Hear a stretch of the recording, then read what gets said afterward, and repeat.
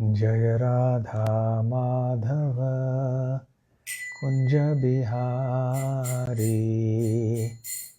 जय राधा माधव कुंज बिहारी। जय गोपी जन वल्लभ गिरिवरधारी। गोपी जन वल्लभ गिरिवरधारी। गोपी जन वल्लभ गिरिवरधारी। गोपी जन वल्लभ गिरिवरधारी। यशोदानंदन व्रज जन रंजन।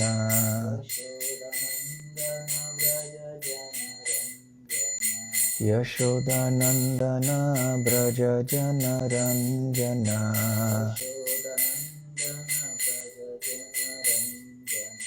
यमुना तीरा वनचारी।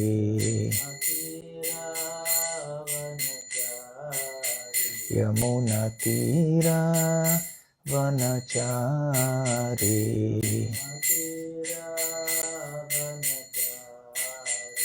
जय राधा माधव कुंज बिहारी।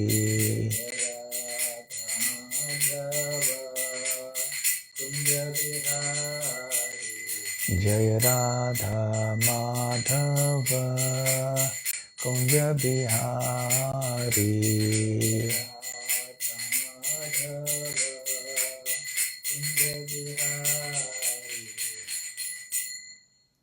जय ओम विष्णुपाद परमहंस परिव्राजकाचार्य अष्टोत्र सत। His Divine Grace अभय चरणारविंद भक्ति वेदांत स्वामी श्रील प्रभुपाद की जय। श्री श्री राधा श्याम सुंदर ललिता विशाखा की जय। श्री श्री कृष्ण बलराम की जय। श्री श्री गौर निताय की जय। श्री वृंदावन धाम की जय। श्री गिरि गोवर्धन की जय।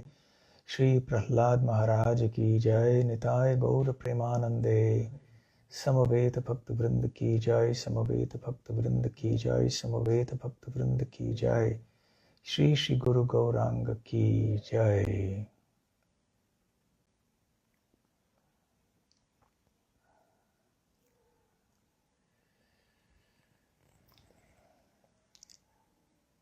ओम अज्ञानतिमिरान्धस्य ज्ञानाञ्जनशलाकया चक्षुरुन्मीलितं येन तस्मै श्रीगुरवे नमः।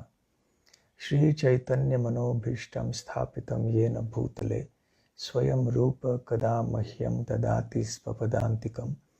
वन्देऽहं श्रीगुरुः श्रीयुतपदकमलं श्रीगुरून् वैष्णवांश्च। श्रीरूपं साग्रजातं सहगण रघुनाथान्वितं तं सजीवं साद्वैतं सावधूतं परिजनसहितं कृष्णचैतन्यदेवं श्रीराधाकृष्णपादां सहगण ललिता श्रीविशाखान्वितांश्च। नमो ओं विष्णुपादाय कृष्णप्रेष्ठाय भूतले श्रीमते भक्तिवेदान्तस्वामिन्निति नामिने। नमस्ते सारस्वते देवे गौरवाणी प्रचारिणे निर्विशेष शून्यवादी पाश्चात्यदेशतारिणे। वाञ्छाकल्पतरुभ्यश्च कृपा सिन्धुभ्य एव च पतितानां पावनेभ्यो वैष्णवेभ्यो नमो नमः। जय श्री कृष्ण चैतन्य प्रभु नित्यानंद श्री अद्वैत गदाधर शिवासादि गौर भक्तवृंद। हरे Krishna Krishna Krishna Hare Hare.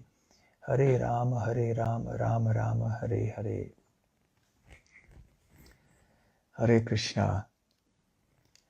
I'm very happy to be back, or rather for the first time actually, with the devotees at the Bhagavat Vidyapith. You're all very fortunate to be studying in this place, in Govardhan, and learning Srimad Bhagavatam and other related scriptures. I'm sure that by now you have gone through a substantial portion of not just the Bhakti Shastri books, but also the Srimad Bhagavatam itself. The topic I was requested to speak on today is the devotion of Prahlad Maharaj. So what I will do is, I will take up a certain small section of the 4th chapter of the 7th canto of Srimad Bhagavatam. Now, the glories of the devotion of Prahlad Maharaj are mentioned in numerous places in the Srimad Bhagavatam, especially in the 7th canto. So it is not possible for us to touch upon all those places where his devotion is glorified. However, I will just take this one small section. This 4th chapter is titled Hiranyakashipu Terrorizes the Universe. But at the end of this chapter, after the terrorism of Hiranyakashipu has been described, and by the way, terrorism is not a new phenomenon. It has existed from time immemorial. Hiranyakashipu was the Adi terrorist, the original terrorist. So anyway, after a description of the terrorism of Hiranyakashipu, now we are reading in the Srimad Bhagavatam about the glories of Prahlad Maharaj.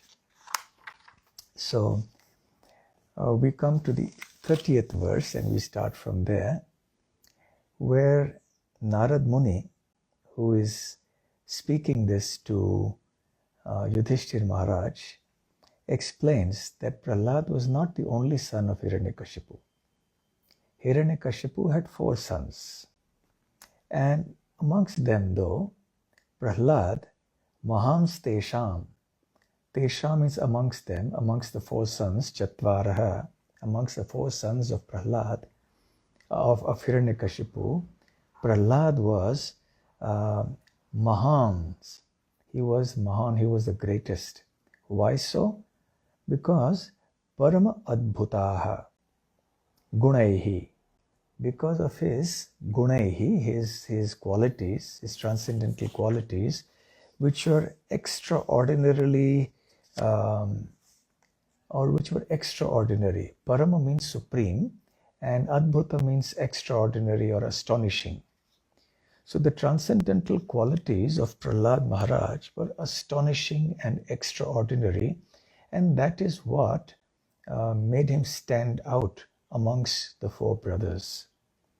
Now, generally, from a materialistic viewpoint, what stands out for people are material qualities. So people are glorified in this world for the kind of material qualities they may have. But from a spiritual point of view, we understand that the real object of glorification should be the spiritual qualities. So since Prahlad was a reservoir of these transcendental qualities, he stood out amongst these 4 sons, and indeed amongst everybody, amongst the entire population there. And therefore he is called Mahan, the greatest amongst the 4. Srila Prabhupada mentions here that Prahlad is praised herein for having all the good qualities because of worshipping the Supreme Personality of Godhead. Mahad Upasakaha. Upasana refers to worship. So because he was such a great worshipper or a great devotee of the Supreme Lord, therefore he acquired all these Param Adbhutaha Gunaihi. So in other words, when we serve Krishna with great faith and sincerity under the proper guidance, then we become endowed with transcendental qualities. What kind of transcendental qualities? As in the Bhagavatam here, Yasyasti Bhakter Bhagavati Akinchana Sarvair Gunaistatra Samasate Suraha. So the Bhagavatam says that for one who is akinchana, who has no other desires, and Bhagavati Bhakti, so one who has devotion or bhakti up to Bhagavan, Bhagavati. The word Bhagavan comes from Bhagavat. So Bhagavat and Bhagavati means unto Bhagavat or Bhagavan. So for one who is an unalloyed devotee of Bhagavan Sri Krishna, has no other desires, sarvair gunaihi tatra samasate suraha. Suraha refers to all the demigods. So sarvair gunaihi, so all the qualities of the demigods, they also reside in that great devotee. And Srila Jiva Goswami has also commented that essentially it's not only the qualities of the demigods, because even though the demigods are very exalted, they also worship pure devotees like Prahlad, as we shall see shortly. Therefore, Jiva Goswami says that the qualities that such exalted devotees like Prahlad have are not merely those that exist in the demigods, but indeed those that exist in the Supreme Lord Himself.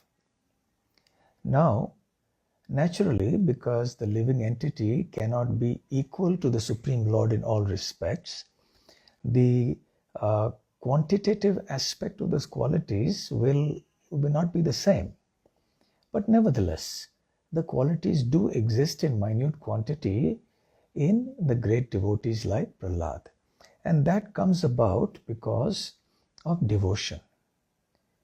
So we see here that this is the very important point. The root is devotional service to Krishna. From devotional service to Krishna, which is performed with faith, sincerity, and devotion, then comes all the desirable transcendental qualities. Now, in order to save time, the next two verses, I will simply read the translation of the verses that Srila Prabhupada has given. The qualities of Prahlad Maharaj, the son of Hiranyakashipu, are described herewith. He was completely cultured as a qualified Brahmana, having a very good character and being determined to understand the absolute truth. He had full control of his senses and mind. Like the super soul, he was kind to every living entity and was the best friend of everyone. To respectable persons, he acted like a menial servant. To the poor, he was like a father. To his equals, he was attached like a sympathetic brother. And he considered his teachers, spiritual masters, and older god brothers to be as good as the Supreme Personality of Godhead. He was completely free from unnatural pride that might have arisen from his good education, riches, beauty, aristocracy, and so on. Brahmanyaha, cultured as a good Brahmana. Shila Sampannaha. Shila refers to one who is very well behaved, who has all the qualities. Sampanna means to be endowed with.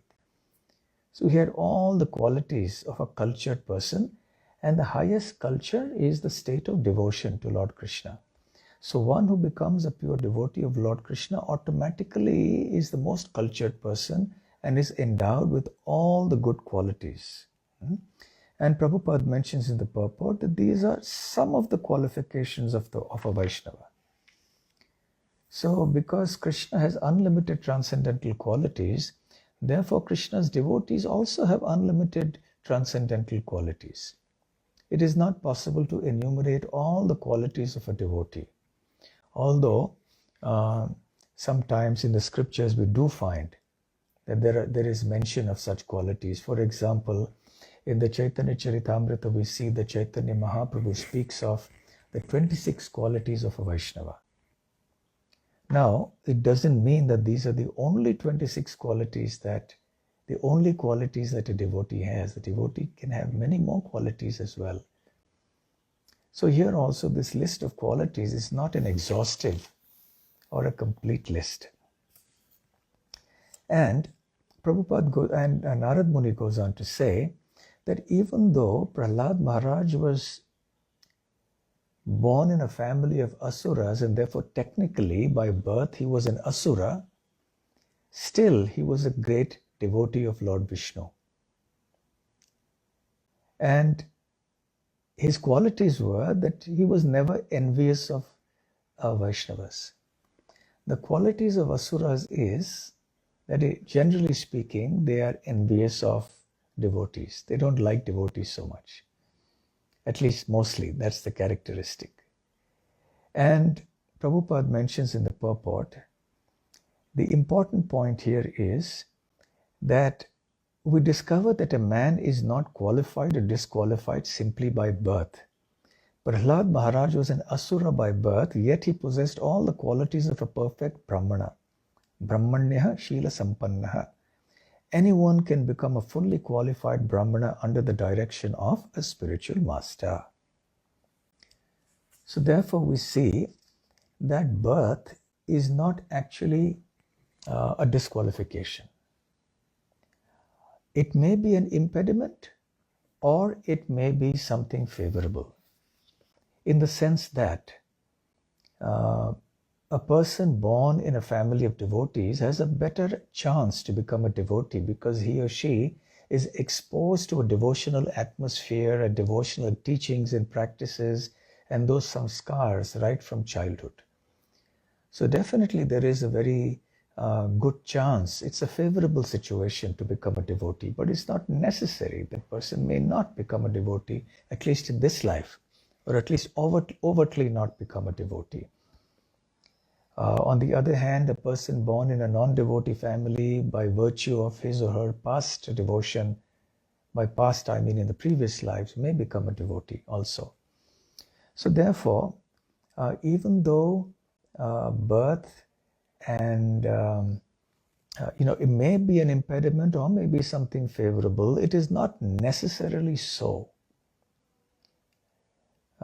So one may overcome or one may contradict the negativities or the positivities of one's situation at birth and turn out to be something quite opposite.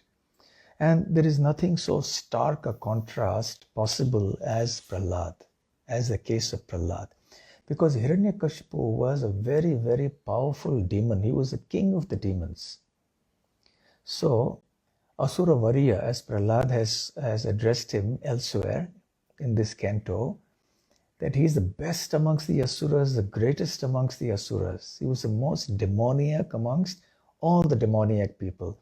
And a person is known by his activities. So if you look at Hiranyakashipu's activities earlier on in this 4th chapter, we will see exactly how demoniac he was. And still we find that a great devotee like Prahlad was born as his son. Of course, we know that's because also his mother was favorably inclined.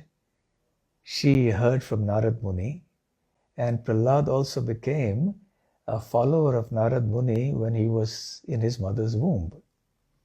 So therefore, devotional mercy of devotees and devotional instructions can often transcend the limitations of one's material situation. And this is brought out best in the life of Prahlad. So, then Narad Muni goes on to say, Yasmin Mahad Guna Rajan Grihyante Kavibhir Muhuhu. So, Yasmin, in whom Mahad Guna. So, in Prahlad, that is in whom resided all these transcendental qualities, Grihyante, they are glorified. By whom? Kavibhihi. Kavi refers to not just a poet, but in Sanskrit the word Kavi also refers to philosophers. Brahma, for example, is the Adi Kavi, as indicated in the first verse of the Bhagavatam. So great philosophers, great devotees, great munis, great scholars. So the great qualities of Prahlad Maharaj have been glorified, muhuhu, always, repeatedly. And nate adhuna pidhiyante. And it is not that these qualities have been obscured or covered over because of the long lapse of time. You see, sometimes we may forget, out of sight, out of mind, things like that. We may forget somebody's glories. But not so with Prahlad Maharaj.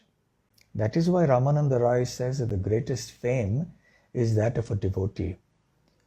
Otherwise, kings in history and so on, they may be glorified for some years, some centuries, maybe a few thousand years at the most. But then they are forgotten. Whereas great devotees like Prahlad are remembered, glorified in the society of the most exalted spiritualists for all time. It is always the case, and never does time or circumstance erase such a glorification of the divine qualities of a great soul like Prahlad Maharaj. Yatha Bhagavatishvare, just as the Supreme Lord Sri Krishna's qualities exist forever in transcendental glory, so also does the glory of the qualities of a great devotee like Prahlad Maharaj. Now, there is something extraordinary that is mentioned here in the purport by Srila Prabhupada. Now, what Prabhupada is mentioning here is that Prahlad Maharaj lives simultaneously in Vaikuntha Loka, in the spiritual world, and also in Sutala Loka, which is one of the lower planets in the material world. It is one of the Bilasvarga Loka. Bila is subterranean, below the earth. So there is Svarga Loka, which is above the earth, and there is Bilasvarga, subterranean spiritual of the material planets, as mentioned in the 5th canto of the Srimad Bhagavatam. So Prahlad Maharaj exists in both places simultaneously. And Srila Prabhupada explains that the transcendental quality of existing simultaneously in different places is another qualification of the Supreme Personality of Godhead, because he exists in everybody's heart. So, and all of us are located differently. So he's present in one person's heart, in another person's heart, in another person's heart. And despite all of this, he's also simultaneously present in the spiritual world. So, Prabhupada says here, a devotee acquires qualities almost the same as those of the Lord because of unalloyed devotional service. Ordinary living beings cannot be so qualified, but a devotee can be qualified like the Supreme Personality of Godhead, not in full, but partially. So, we understand that because of the greatness of the devotion of Prahlad, he acquired qualities almost like the Supreme Personality of Godhead. Not in full, but partially, as Prabhupada clarifies. But the idea of being simultaneously present in many places at the same time exists infinitely in the Supreme Lord. So he does indeed exist in every atom, in every living entity's heart. He exists in every planet in the spiritual world also. So he's everywhere. So the individual living entity, even if he's a great devotee, cannot be as all-pervasive as Krishna is, but he can exist at several places at the same time. That quality exists because of great devotion. So this is an important point, that the comparison being made here, Yatha Bhagavatishvare, that as the divine qualities exist in the Supreme Personality of Godhead always, irrespective of time, place, circumstance, similarly, the divine qualities of Prahlad Maharaj are never obscured or covered or hidden or lost because of time, place, and circumstance. And because of this, Prahlad remains a subject to be discussed and glorified all over the universe, in every material universe, and of course, naturally, he is a resident of the spiritual world as well. So Narad Muni says, Yam sadhu gatha sadasi ripavo pi suran ripa. So sadhu gatha sadasi. So Gatha refers to the Katha, on the glorification.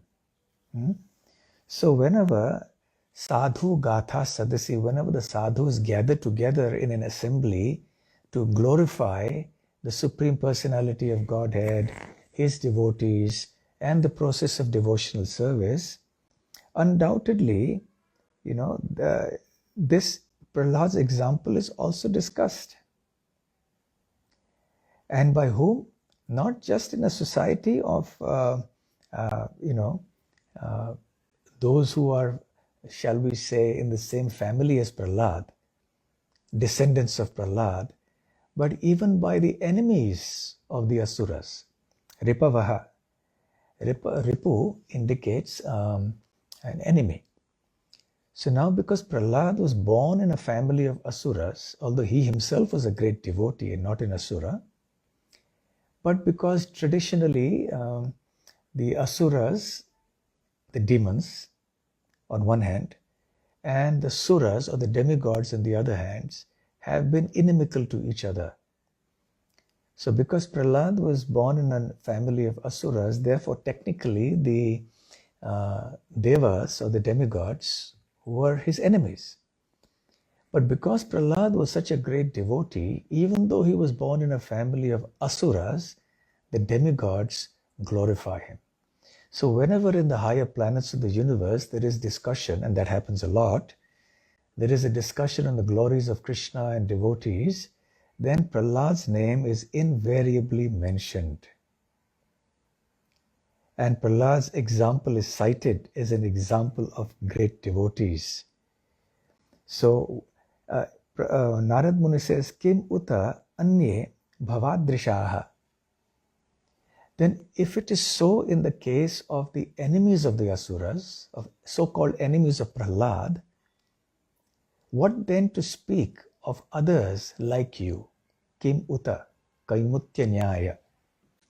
Kim uta indicates, the kaimutya nyaya is, if for it is so much for this, then how much more for that? So if the enemies of Prahlad, not actually personally of Prahlad, but of the family of Prahlad, if they can glorify Prahlad so much, then what then to speak of others? And especially like you, O Yudhishthir Maharaj. Kim uta anye bhavadrishaha. Exalted personalities like yourself. So Narad Muni is glorifying Yudhishthir Maharaj. Yudhishthir Maharaj is of course another great and exalted devotee of Krishna. In the Bhagavatam, he has been also called Haridas, along with other personalities like Uddhava and Govardhan. Govardhan is also called Haridasa Varya, the best amongst all. Uddhava is also called Haridas and Yudhishthir. So Narad Muni, the spiritual master, is glorifying the disciple and saying he is glorifying his disciple Yudhishthir as being exalted. So if Prahlad is such a great devotee that he can be glorified even in the community of enemies of his family, what then to speak of great devotees like yourself and other devotees, O Yudhishthir Maharaj? This is how Narad Muni explains it. And then he goes on to say, Gunair alam asankhyayer mahatmyam tasya suchyate vasudeve bhagavati yasya naisargiki ratihe. Gunai alam asankhyayehi. Asankhyayehi means those which are asankhya, innumerable. Sankhya means to count. Asankhya means not count or uncountable. So, because his transcendental qualities are countless, mahatmyam tasya suchyate. So, his qualities are so great because of Vasudeva Bhagavati, because of his devotion. His attraction to the Lord, to Vasudev, was naisargiki, ratihi. Rati indicates attachment. Naisargiki indicates natural. The word nisarga indicates natural, and naisargiki is that which comes from that happens very spontaneously or naturally. It is not something that is by imitation or by some kind of, shall we say, kind of a practice, etc. It's just spontaneous and natural. So this is a very important term in relation to the devotion of Prahlad. Naisargiki ratihi, that his devotion was natural, and that is where his greatness really lies. This is what Srila Jiva Goswami comments on this verse, that the greatness of Prahlad Maharaj lies in his Naisargiki ratihi, in the natural or spontaneous attraction that he had for the Supreme Lord. So naturally, this is the greatest quality of Prahlad. Similarly, we see that when the qualities of a great devotee are described, the qualities of devotion and surrender to the Supreme Lord are the most prominent amongst them, and they are the Svarupa Lakshana. They are the main, quality. And the others are Gauna Lakshana. They are the secondary qualities which emanate from that Mukhya Lakshana, that primary quality. If the quality of devotion is there, then all other good qualities automatically come. So, in this way, here also, Prabhupada says, Prahlad Maharaj's attachment for Nrsimhadev was attachment for Krishna, Vasudev, the son of Vasudev. So this is important because Prahlad, the Lord appeared before Prahlad for the first time as in the form of Nrsimhadev. Then the next verse is also very important here. Nyastya kridanako balo jadavat tanmanastaya Krishna graha grihitatma naveda jagati drisham.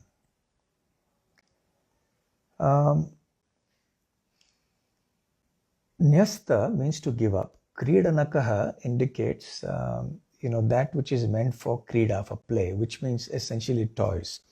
Because little children are very much fond of playing, and they are fond of objects of playing, like toys and so on. So even though he was a balaha, he was a small boy, but he was not interested in frivolous activities like children generally are, including playing and toys and such things. So nyasta kridanakaha balaha and jadavat tan manastaya. And therefore he acted as if he was dull. This reminds us also of Maharaj Rahugana, or of Jadabharat, I beg your pardon, when he was speaking to Rahugana. So he was misunderstood because Rahugana was not able to recognize what a great devotee Jadabharat was. So similarly, Prahlad appeared to others to be Jada, that means dull and silent. But the reason was not that he was dull, he was quite the opposite, he was the most intelligent. But he appeared so because tan manastaya, his mind was fully absorbed in Krishna. So manaha refers to the mind, tat refers here to Krishna, the Supreme Personality of Godhead. Because Prahlad's mind was totally and always absorbed in Krishna, therefore he appeared to the outside world to be dull and silent. And because of his absorption in Krishna constantly, na veda jagat idrisham. Na veda jagat. Jagat refers to the entire world. Veda means to understand. Na, so he did not understand how the world was going on around him. Because of his internal absorption, he was quite unaware of how the world is going on around him. And an important phrase is used here by Narad Muni. Just like the phrase Naisargiki Ratihi was very important from the previous verse, Similarly, the phrase Graha, Krishna Graha Grihitatma is very important for us. So, Graha refers to a planet. Now, as you all know, we all are influenced to lesser or greater degrees by the planets. They reflect our karma. They indicate our karma. So therefore, by Jyotish Shastra, we understand that when the planets are in a certain position in our chart, then that indicates what kind of situation we will be in, how much suffering we will get, or how much happiness we will get, or other events in our life, and so on. So there are some planets that are considered malevolent or malefic, that is bad. Some are considered very favorable, right? So generally, people would like to be under the influence of the good planets and try to avoid the influence of the bad planets. And when the influence of the bad planets is there in the chart, astrological chart, then a good astrologer would recommend some parihara or something to counteract the ill effects of the malefic planets. So all this goes on the material platform. So this is ordinary grahas.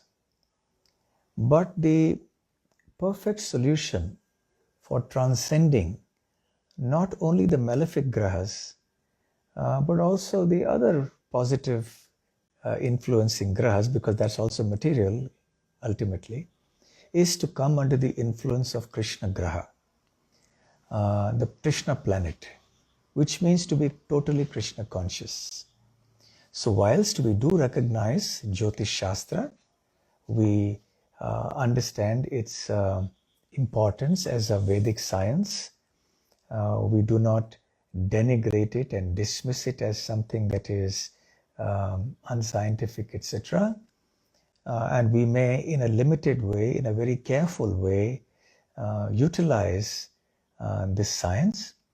But ultimately, we should know that we are not interested in being under the good planets or the bad planets of this universe. We are interested in being under the influence of the Krishna planet. That is what Prahlad was. And that is precisely the stage of pure devotion. One can be under the Krishna planet only when one is in devotion to Krishna, when one loves Krishna. So the word Grihita, Atma, indicates that one who has accepted, Grahana. Grihita Atma is one who has got fully accepted or fully attracted to the Krishna Graha. So the strongest influence in the life of Prahlad was not Shani or Surya or Chandra or whatever, but the strongest influence in the life of Prahlad was Krishna. So when we say Krishna Graha, we want to be under the influence of Krishna Graha like Prahlad was, we mean that we want to be under the influence of Krishna. Of course, devotee, non-devotee, etc., whoever we may be, whatever we may be, everyone is under the influence of Krishna, directly or indirectly. And here is the difference, that a devotee likes to be directly under the influence of control of Krishna, whereas a non-devotee does not like to be under the control of anybody. But a non-devotee does not understand that actually he or she is not independent at all. There is one German philosopher, writer, famous person called Goethe. I just remembered that quote of his.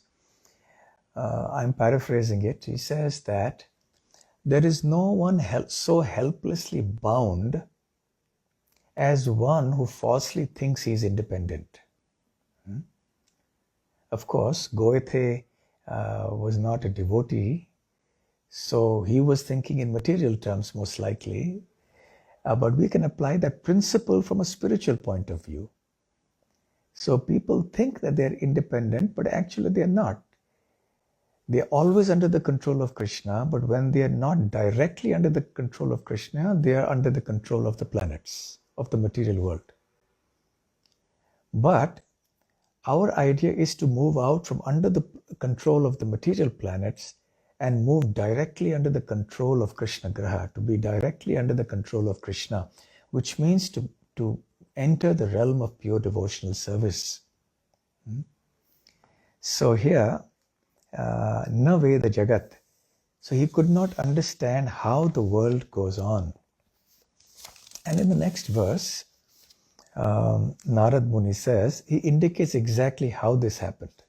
Na veda jagat, that he could not understand how the world goes on, is elaborated in the next verse here, where Narad Muni says, Asinaha paryatan ashnan shayanaha prapiban bhuvan nanu sandhatta etani govinda parirambhitaha. Ashinaha means while sitting. Paryatan, which means whilst walking. Ashnan means whilst eating. Shayanaha, while lying down or sleeping. Prapiban, while drinking. Bruvan, while talking. Na anusandhatte etani. He did not understand how these activities were being automatically performed. Anusandhatte indicates knew, knowing. Na anusandhatte etani. Etani means these. So which? These referring to all these activities like eating, lying down, drinking, talking, walking. He did not understand how these activities that his body was performing were going on. And why did he not understand? Govinda parirambhitaha. Parirambhitaha, strictly speaking, indicates embraced. So because he was embraced by Krishna, or we can say embraced by the love of Krishna, so he was so absorbed in that thought of Krishna that he was completely detached from how his body interacted with the world. And the purport for that is given here by Srila Prabhupada is also very instructive and enlightening. So Prabhupada says here, and I'm quoting, a small child, while being cared for by his mother, does not know how the needs of the body for eating, sleeping, lying down, passing water, and evacuating are being fulfilled. He is simply satisfied to be on the lap of his mother. Similarly, Prahlad Maharaj was exactly like a small child being cared for by Govinda. The necessary activities of his body were performed without his knowledge. As a father and mother care for their child, Govinda cared for Prahlad Maharaj, who remained always absorbed in thoughts of Govinda. This is Krishna consciousness. Prahlad Maharaj is a vivid example of perfection in Krishna consciousness. So very, very important example and indication that he was completely detached from this world. So his activities are going on. He's eating, he's sleeping, he talks, he walks, sits down. But because his mind, he does it in a routine way, in a routine fashion, because it has to be done. When one has this material body and one is living in the material world, then one has to go through the motions of all the actions that have to be performed. Just like to give an example, a crude example of a person who may be, thinking of something else very deeply. His mind is so absorbed in some problem or in some sorrow or in some happiness of something, etc. But he does his other activities just, not with his heart in it, doesn't even know what he's doing. He just does it. His mind is always dwelling on something else. So here, Prahlad was in the situation where because his mind was totally absorbed in Krishna, he did not know how these activities were going on. Now, we know from our study of Bhagavad Gita that something similar is being mentioned in the 5th chapter of Bhagavad Gita, where Krishna says, Naiva kinchit karomi iti yukto manyeta tattvavit, pashyan, shrinvan, sprishan jigran, ashnan, gachan, swapan, shvasan. And he goes on to say, pralapan, visrijan grihanan, unmishan, nimishan napi, indriyani indriyartheshu, vartanta iti dharayan. So here, what Krishna is saying in the 5th chapter, he is describing the condition of a person who is tattvavit. Vit as in Vedavit, tattvavit, one who knows the tattva or the truth. And he is yuktaha. Yuktaha means engaged. So engaged in what? In the verses previous to this, Krishna has mentioned yoga yuktaha, vishuddhatma. So he's speaking about yoga yuktaha, and bhakti yoga is the ultimate yoga. So one who is fully engaged in devotional service is a vishuddha atma, who is completely purified. So these two verses of the Bhagavad Gita describe the condition of how such a person, a yoga yuktaha vishuddhatma, interacts with the world. How do his senses interact with the world? So he says, na eva kinchit karomi iti manyeta. Manyeta means he thinks. So how does he think? Na eva kinchit karomi. I am not doing all these activities. At any time, none of these activities are being done by me. He understands that ultimately Krishna is the doer. So whether it is Pashyan, when he is seeing, Shrinvan, he is hearing, Sprishan, he is touching something, Jagran, he is smelling something, Ashnan, he is eating, Gachan, he is going, Swapan, he is dreaming or sleeping, Shwasan, he is breathing, Pralapan, he is talking, Visrijan means giving up something, Grahanan means he is accepting something, Unmishan, Nimishan, he is opening his eyes or is closing his eyes. So while in the midst of all these activities, these 10 or 12 or 13 activities that Krishna mentions in these two verses, Indriyani, Indriyartheshu. So he understands that his senses are being engaged with the sense objects. But because he doesn't identify with the material body, he understands that he is the spirit soul, he is not this body, and that this body is interacting with its objects. The eyes are interacting with the form, the tongue is interacting with some foodstuffs and tasting things. So he says, Vartanta, so let my senses be engaged with the sense objects in this way. Let it be. Iti dharayan. Vartanta iti dharayan. So he considers that ultimately Krishna is the doer. Meanwhile, let my senses be engaged with their objects in the way that they are. I will continue to be absorbed in my spiritual consciousness. So, the idea that I am not the doer, na eva kinchit karomi, and the idea that indriyani indriyartheshu vartanta iti dharayan, that let this be just an engagement of the senses with the sense objects, is not something that can be artificially imitated or misinterpreted as being that we can do anything we like and justify it by saying I'm not the body and the senses are acting with their objects. So here it means that it has to be authorized. Prahlad Maharaj was acting in authorized ways, because he is the disciple of none other than Narad Muni himself. And here is Narad Muni, Prahlad's spiritual master, glorifying his disciple Prahlad to another of his disciples, Yudhishthir Maharaj.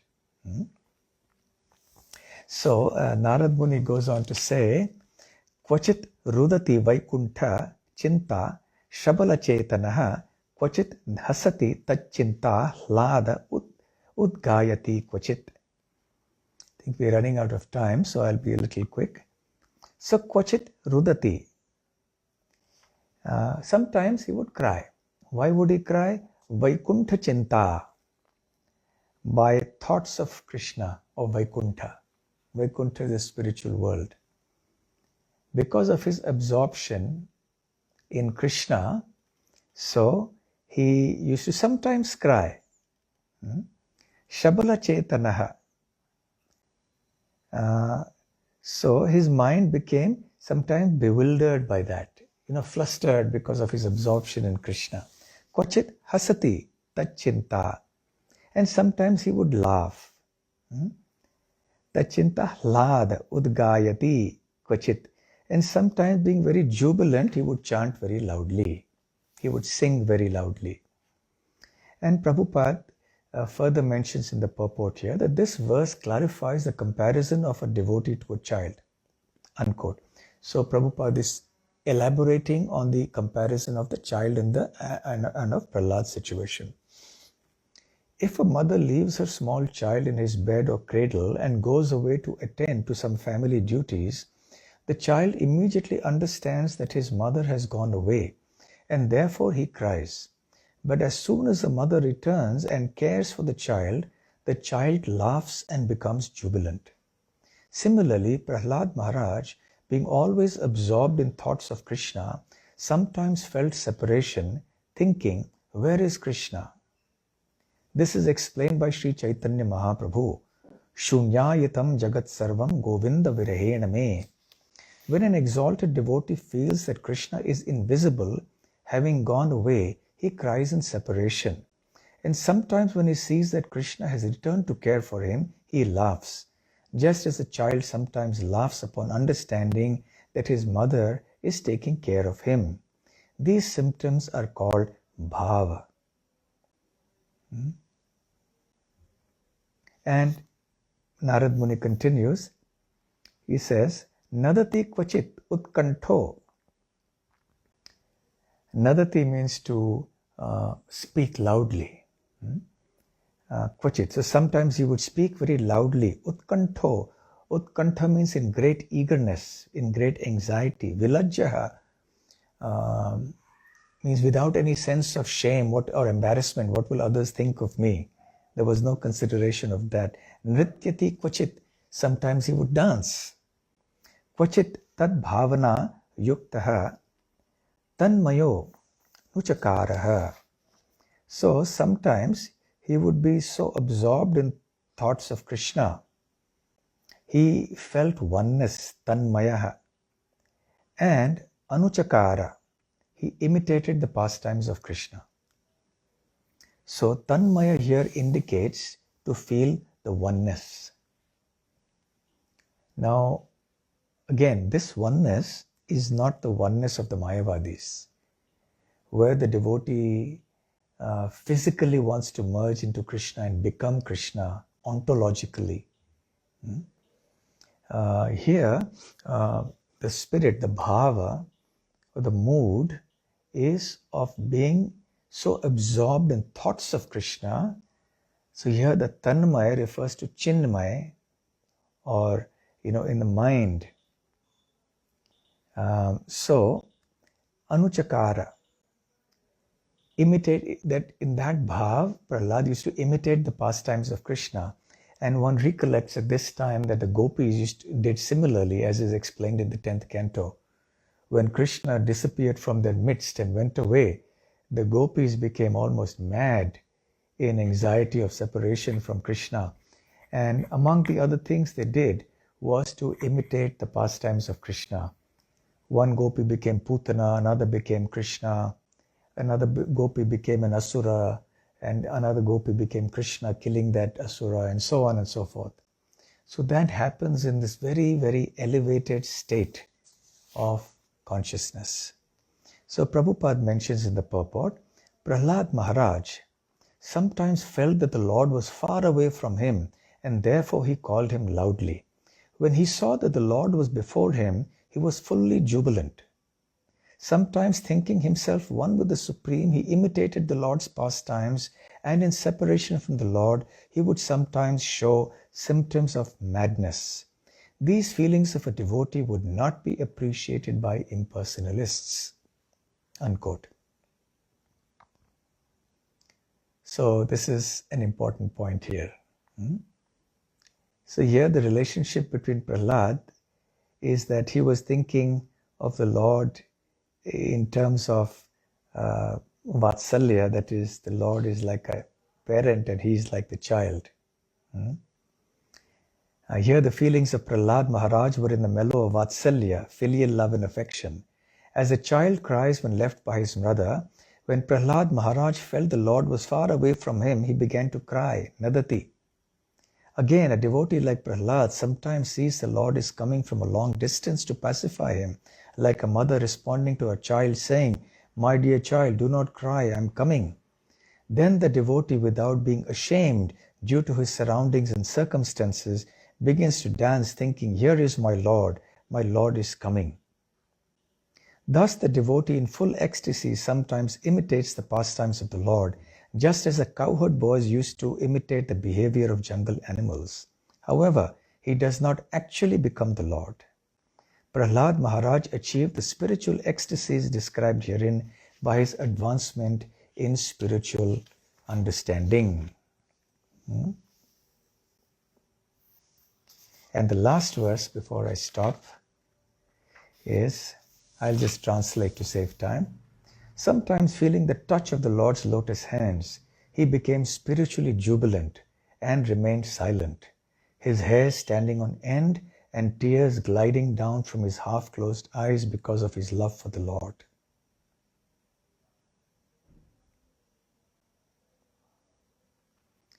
So, this is a small section of the Bhagavatam in which the devotion of Prahlad Maharaj has been glorified by none other than another associate of the Lord and by his own spiritual master, Narad Muni. Okay, so thank you very much. And I'm very happy to be with the Bhagavad Mahavidyalaya. I am a great supporter of the Bhagavad Mahavidyalaya, and I'm very happy at this initiative that has happened.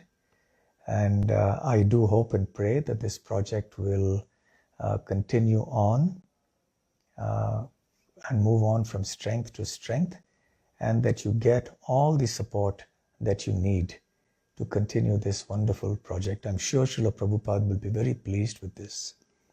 So thank you all very much for this opportunity to speak something. Hare Krishna. And by the way, I also hope that all of you are safe and well in the midst of this pandemic. I do hope all of you are taking all the required precautions and not taking anything lightly. Devotees are very, very precious, so do take care. So I think there is some questions. Yeah, I think Raghunath Prabhu has raised his hand here. Okay, thank you, Raghunath Prabhu. I'll repeat your question because there are also devotees on other platforms who are hearing this, who are not on this Zoom call. Your question is that whilst we are devotees and we want to be under the influence of Krishna Graha or Krishna, and some devotees, because of old conditioning, give undue emphasis to astrology, especially when it comes to making matches for marriage. So how does one understand this, and what should be the right approach? So Raghunath Prabhu, have I paraphrased and summarized your question correctly? Okay. Okay, so I will tell you what my view on this is, to how much importance we should give to astrology. I would use a Sanskrit term, madhyama, intermediate. That means medium importance. We should not be totally dismissive of astrology, and at the same time, we should not be overly influenced by it. We should consider the circumstances. We should consider astrology as being one factor. We should not mistake the astrological compatibility or incompatibility as the sole or the most important factor in taking decisions. It is one factor. And at times there may be other factors that may overwhelm this factor. For example, if the devotion is exceptionally strong, or if there is exceptional mercy and blessings, then one can overcome the risks, the problems, or the potential hazards associated with astrological incompatibilities or problems. So, yes, ultimately we want to be under Krishna Graha, and selectively, very carefully, we can utilize this. It is just like a Vedic science, just like we use some Vedic sciences, or we use any material science basically for so many things, while building a house, or for we need engineering knowledge, or we need, for medical science, we take some knowledge from the material world. Even if it's not Ayurveda, we may use sometimes modern medicine also. So we are utilizing some knowledge from the secular world. And here, Jyotish Shastra is one of the Vedas. So certainly we cannot dismiss it as being unauthentic. The problem comes when when we lose a sense of proportion. When we give disproportionate emphasis to astrology, and we make that the sole criterion for determining everything, we get obsessed by that, just like some devotees become obsessed with Vastu Shastra to the point of, neglecting everything else. That is also not correct. So astrology, what I'm saying for astrology also works for Vastu. For Vastu, when we are starting some construction, etc., it's good to incorporate that, because you have the flexibility, you have the freedom, you have the opportunity now to include that. Okay, so you can use it, but to break down your building and make something new, because it's not practical for Vastu. So similarly with astrology, we should not give disproportionate emphasis. We have to consider the situation. We have to consider the devotional aspect of it. At the same time, complete rejection also may not be very advisable. So that would be my take on this.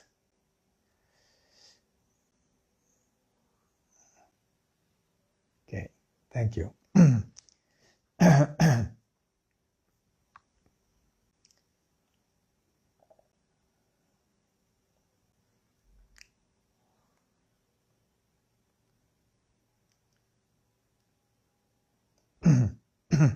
Okay, so the question here is, can you elaborate on the word Naisargika?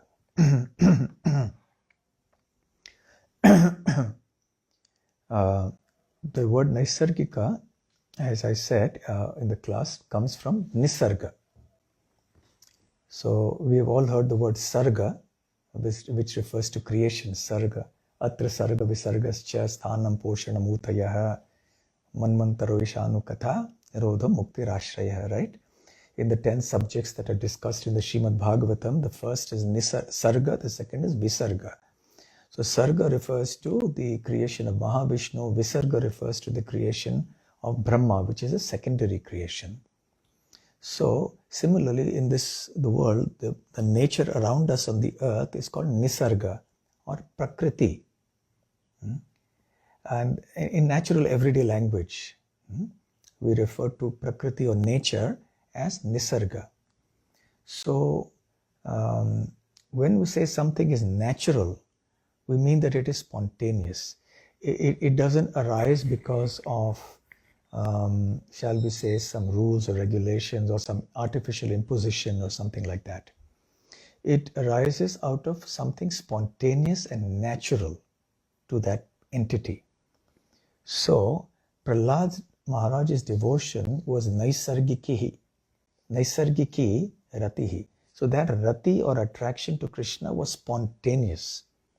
As Prahlad tells Shanda and Amarka, his teachers, when they ask him that who has taught you all this? Have our enemies come in disguise and told you all this?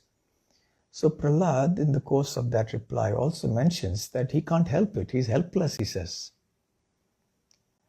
Because my attraction to the Lord is natural, it is spontaneous. Inasmuch as a piece of iron is naturally attracted to a magnet, so also my consciousness is naturally attracted to Krishna. So why is an iron piece attracted to a magnet? That is its nature. So it is a kind of swadharma. It is the dharma of that iron piece to be attracted to the magnet. So there is only one condition in which the iron is not attracted to the magnet, and that is an artificial condition in which the iron is covered by rust. So similarly, the natural swadharma of the soul is to be attracted to Krishna. And the only reason the soul is not attracted to Krishna is because it is in conditioned life and there is a rust of material consciousness. So when that material consciousness is removed, then the natural swadharma, the naisargiki ratihi, that natural swadharma automatically emerges.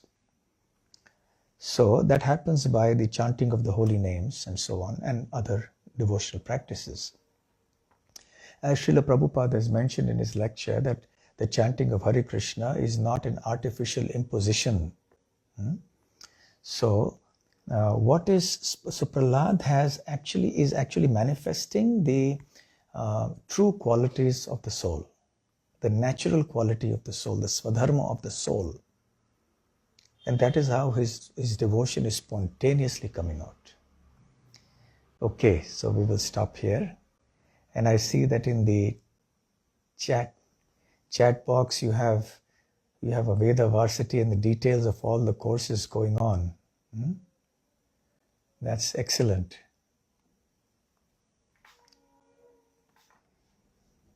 Thank you very much.